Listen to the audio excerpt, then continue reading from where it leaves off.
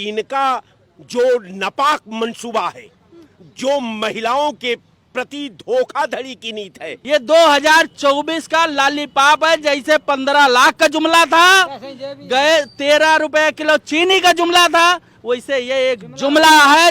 अरे यही प्रधानमंत्री जी तो अगर ओबीसी होते तब तक तो दिक्कत ही नहीं होती। प्रधानमंत्री जी बने बनाए ओबीसी हैं। जुमला जीबी सरकार है, जुमला जीबी प्रधानमंत्री है।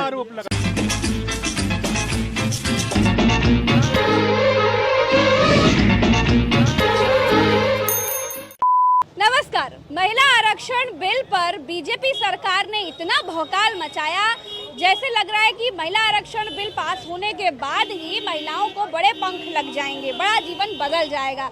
बल्कि सच तो ये है कि ये बिल लागू कब होगा ये तो भगवानों नहीं जानता।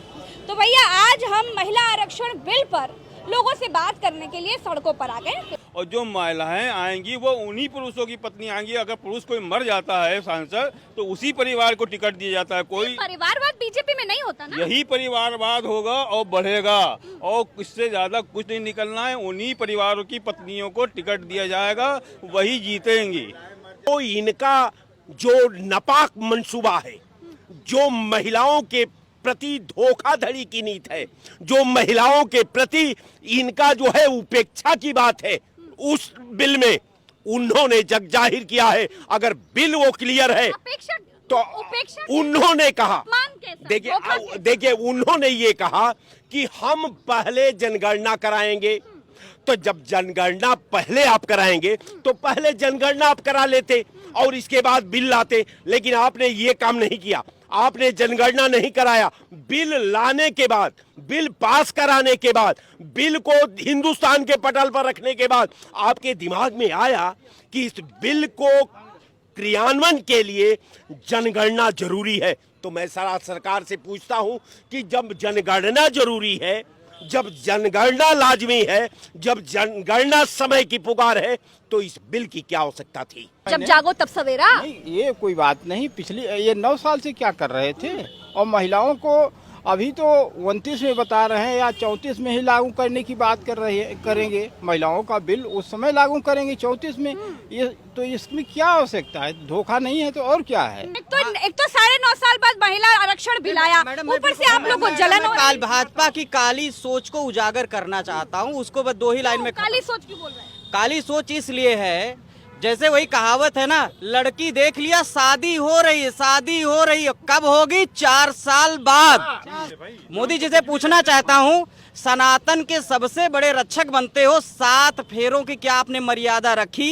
क्या आपने उन कसमों का बंधन किया? पर्सनल नहीं, सवाल है, बात पर्सनल क्या? महिला आरक्षण बिल पर बात करें। महिला आरक्षण बिल पर बात कर। नमस्ते। चुनाव आ गया, अब एक ये जुमला छोड़ दिए हैं, ये कोई बिल उल नहीं किए हैं, ठीक है।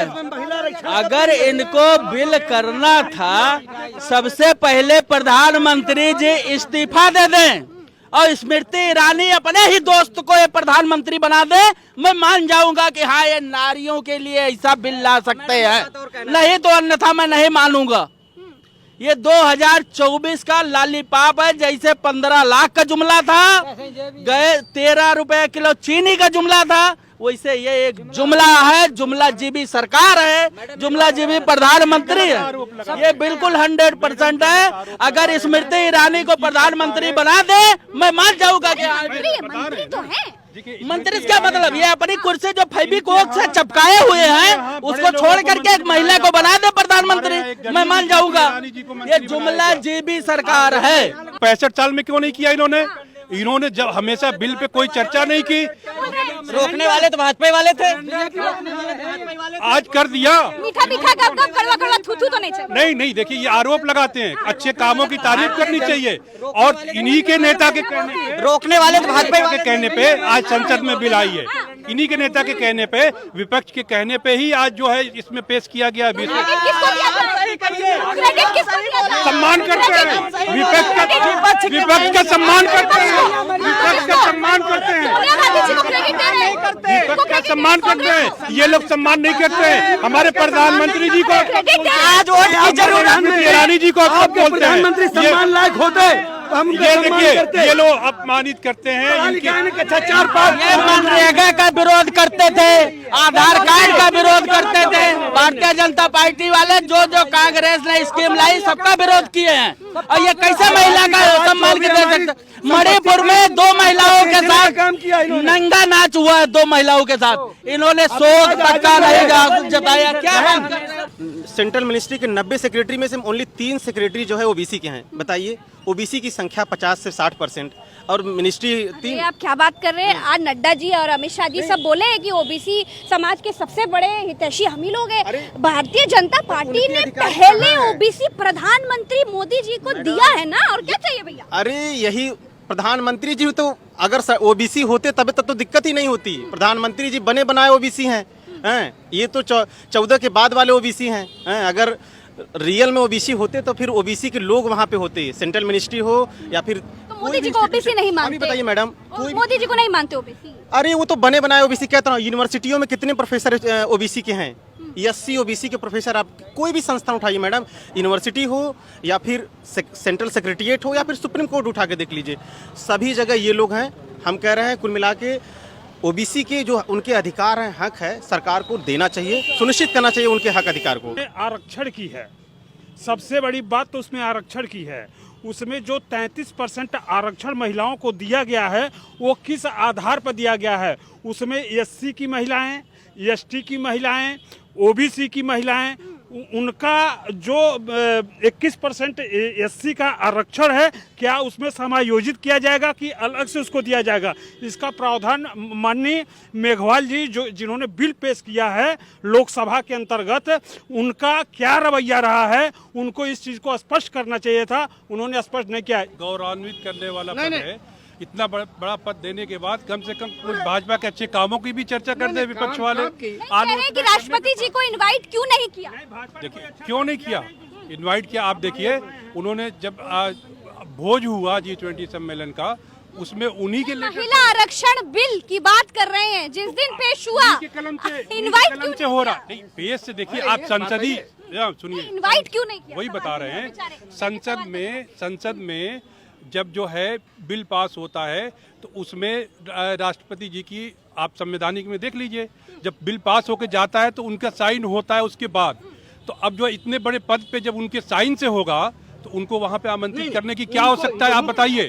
जुमला इसलिए कि 29 तक इन्होंने कर दिया उसको, इतना तो सस्पेंड रहेगा ना।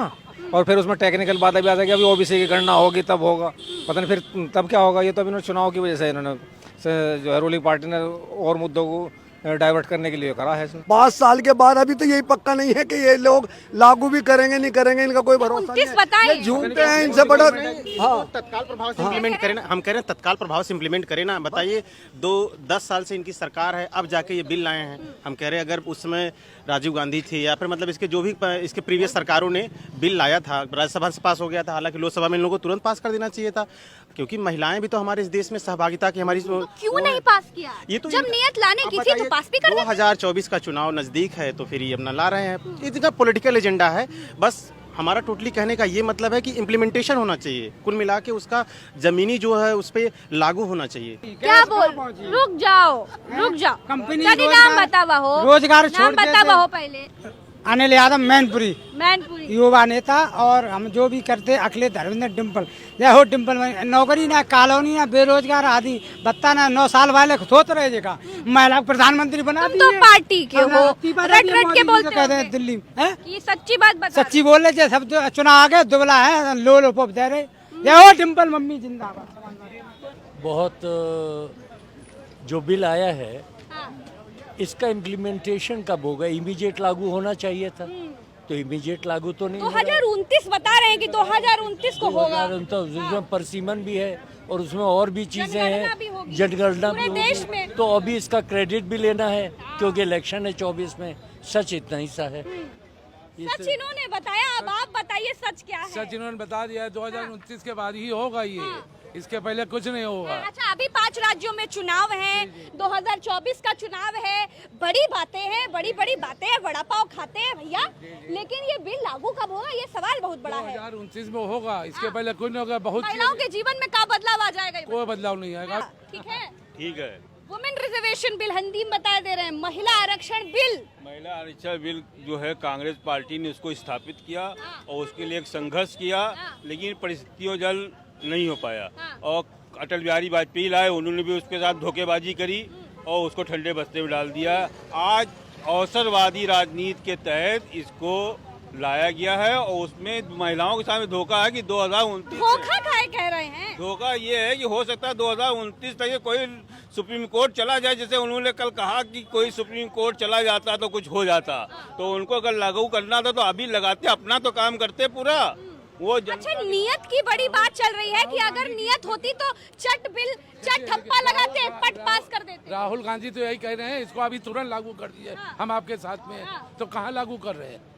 अब तो उन्होंने बता दिया कि अभी इनमें परिसीमन होगा, सब तरह के जनगणना होगी। 10 साल में सबसे ज़्यादा इम्पोर्टेंस ये था कि पूरे 10 साल में याद नहीं आई महिलाओं की। जब सेशन खत्म हो रहा है, इलेक्शन आ रहा है, तब महिला आरक्षण की याद आई है। लोगों से महिला आरक्षण बिल पर बात कर रहे थे कि आखिर महिला आरक्षण बिल से क्या कुछ बदलाव होगा। आम लोगों के बीच में थे और इस बिल को लेकर के चर्चा करने आए थे। हालांकि ये बिल लागू कब होगा ये तो भगवान भी नहीं जानता, देश की जनता भी नहीं जानती, लेकिन इस बिल पर लोगों की जो एकदम सीधी सी राय थी वो मैंने आपको बता दिया। हम फिर मिलेंगे आपसे एक नई बात के साथ, एक नए मुद्दे के साथ। तब तक के लिए देखते रहिए कटिंग चाय। आइए मेरे साथ।